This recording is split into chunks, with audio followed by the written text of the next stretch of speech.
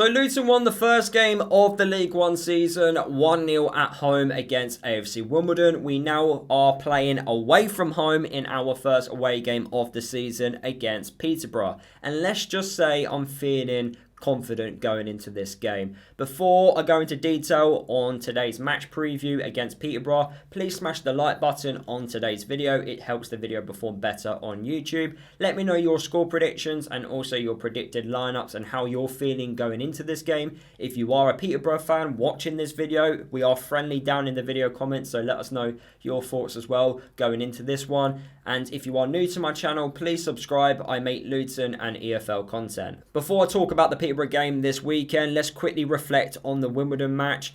Yes, I know we didn't perform well going forward, but they do say if you don't perform well, getting 3 points is the way to go about it. And that's exactly what we did. Managed to get the 3 points towards the end. We forced that own goal to happen due to clever movement by Woodrow and Naki Wells.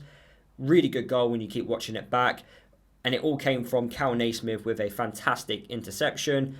Ali with a great bit of movement to play the ball into Woodrow. He does the 1-2 with Naki Wells, and then the Wimbledon defender puts the ball in the back of his own net. Throughout the game, attacking-wise, that's where the question marks were. In terms of defensively and how we were structured at the back, there's no question marks there. We dealt with anything which Wimbledon had going forward. Now, I know people might say, you know, it wasn't a great start to the season, but Wimbledon, they won't lose many games in the sense of being thrashed. They might lose games by the odd goal, but they're not going to lose games by getting beat 3 or 4-0. Defensively, they are very structured, very organised, and they have been for more than a year now. That's why they won promotion from League 2 to League 1. The amount of clean sheets they kept, they only won games by the odd goal. The firepower is the biggest question mark about Wimbledon, and you can't say that about Peterborough. Peterborough's attack, since I've kind of been alive on this planet, attacking-wise, not an issue with them. I've always known Peterborough to be a goal-scoring team. Doesn't matter what division they're in, they know how to score goals. They've had fantastic strikers over the years. The question has always been, can they stop the goals going in? And from what I watched against Cardiff, that's what gives me a bit of confidence going into this game. I thought defensively they were quite poor. Before I give you my thoughts going into the Peterborough match, why don't we listen to a Peterborough fan called Nick, who's from the Yellow Block podcast, with his thoughts going into this game. Hey guys, Nick Jackson here from the Yellow Block podcast, giving you a few of my thoughts going into this weekend's game against Luton. So, start of the season, tough start to the season for Posh. Cardiff away, followed by Luton at home, two of the newly relegated teams. We came unstuck against Cardiff, eventually losing 2-1. We played okay, but they were just too strong for us in the end. And I think that's kind of what people expected. I think people are expecting a tough season for us. Lower mid-table last year. I think it'll be the same this year as well. But fingers crossed we can improve. We're going through a bit of a transitional period at Posh at the moment. A lot of our senior players left at the end of last season, and we're brought in a lot of youngsters, so it's obviously going to take them time to gel a little bit. In terms of my player to watch for Posh, it's Brad Ionvien. He is our new star striker. He's not really new, actually. We had him last season, but he's a youngster that we signed from Colchester. And he's very good. He's big, he's athletic, agile. There may be an issue with his attitude. Darren Ferguson almost got rid of him at the end of last season, and we were told that he wouldn't play for us again. But here we are, start of the season, and he's our star striker. So scored in the first game and looks a real threat. So he's going to be my player to watch for you guys. In terms of prediction, I can only see another loss, unfortunately. So that'll be music to the ears of you Luton fans.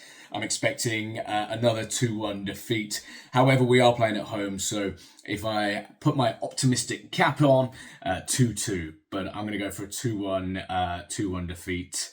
I would say best of luck, but I don't want to wish you good luck. But enjoy the game. Big thank you to Nick and the guys at the Yellow Block podcast for giving up their time to help me out in today's video. I will leave a link to their socials down in the video description if you guys want to keep up to date with anything Peterborough related. So, how am I feeling? As I've already told you, I'm feeling quite positive going into this game.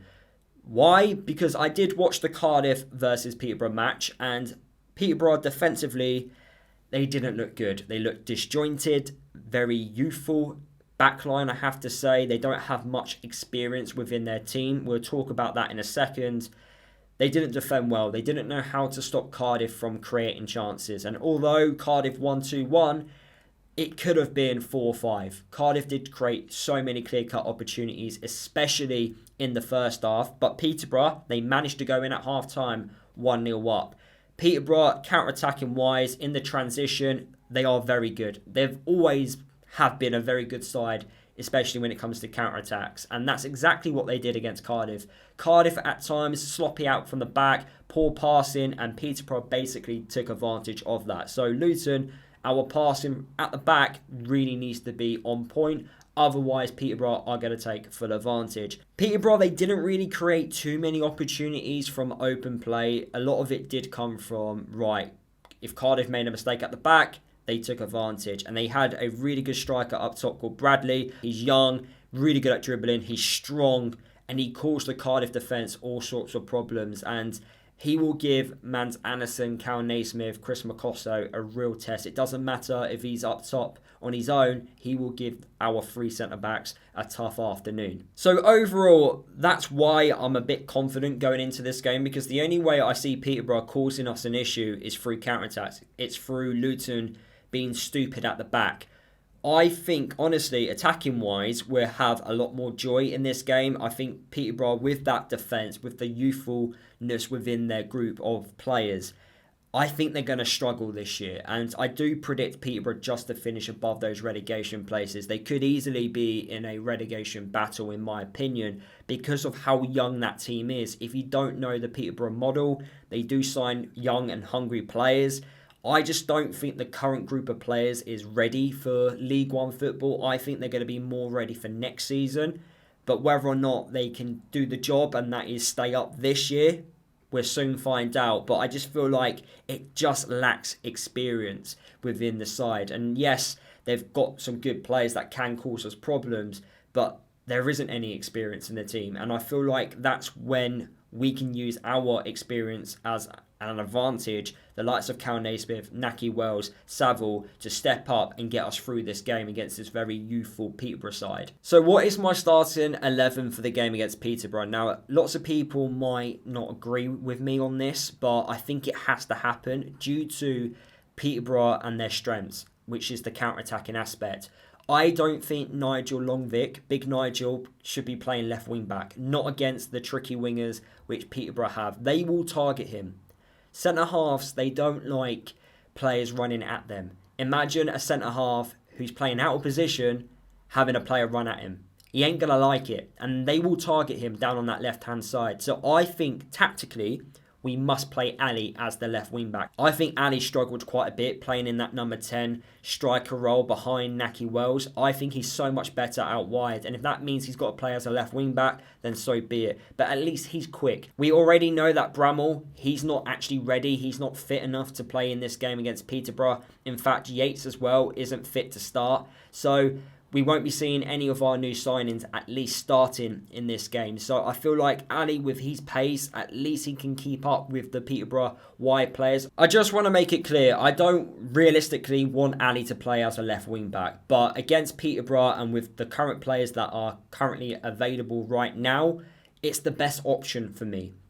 Peterborough, their wide players, they will exploit us out wide. That's their biggest strength. So why don't we try and stop that from happening by giving us the best, personnel available, which would be Ali playing as that left wing back to stop the pace down on the right hand side. We can exploit Peterborough through the middle of the pitch. And what I would do, and I definitely believe I'm going to cause a few problems when I say this, I would actually play Woodrow. So I would make the one change, which would be Nigel Longwick out of the side with Woodrow coming in, Ali playing as the left wing back, and Woodrow playing just behind Naki Wells with Clark alongside him. I think we can target Peterborough by playing through the centre of the pitch. Woodrow suits the style which Matt Bloomfield wants to play.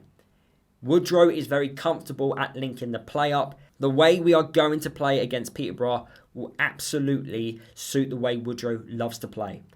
And I think because of the impact he had against Wimbledon, I think Matt Bloomfield likes him. We might as well use him. I don't want a big man playing alongside Nahki Wells. I don't see the point in doing that. I think Woodrow would be a lot better. I think he will show some good movement. And remember, the last time Woodrow played in League One football, he done well. He done well with Barnsley. This might be his level. I think he deserves an opportunity, and because of the impact he did against AFC Wimbledon, I think the game plan would just suit him.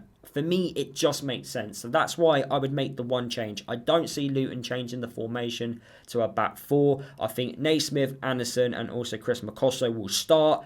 Walters will play as the right wing back with Saville and also potentially Walsh or Baptiste. I can't figure out which one it would be. I've kept Walsh in because I think Walsh is much better to play away from home compared to at home, in my opinion. And then Clark, Woodrow as the 2 10s behind Nahki Wells. That's the starting 11 that I personally would pick for this game against Peterborough. I know we don't want Ali playing left wing back, and I know some of you do not want Woodrow in the starting 11. But I think with the players we've got available right now in terms of fitness and so on, I think this is the best starting 11 we could pick for this game against Peterborough. I also have another option of playing Lamine Fane as well in the number 10 role. Matt Bloomfield has spoken about using him a lot more often, especially in the advanced role on the pitch. But because he played 60 minutes against Leyton Orient on Wednesday, I don't know if he will throw him into the starting 11 straight away. I think we're just building him up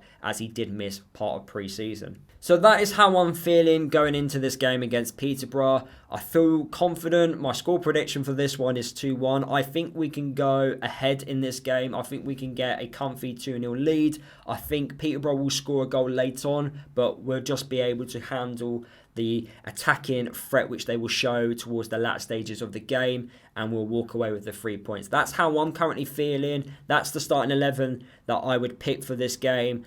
Hopefully we can improve going forward. We need to start scoring goals. The quicker it can click in front of goal, the better it will be for us going forward. We know goals last season was a problem, so hopefully we can try and sort that out. Matt Bloomfield definitely wasn't happy with the way we performed at times against Wimbledon, so fingers crossed they've worked really hard on the training pitch this week and we can, get a much better, improved performance while also picking up 3 points, because I don't want to improve and then don't get the 3 points as well. So hopefully improved performance, get the 3 points, no injuries, happy days. We're all smiling going into the game against Coventry, which will be in the Cup just after the game against Peterborough. So let me know what you think down in the video comments. Smash the like button. If you're new to my channel, please subscribe, and I'll see you all in the next one.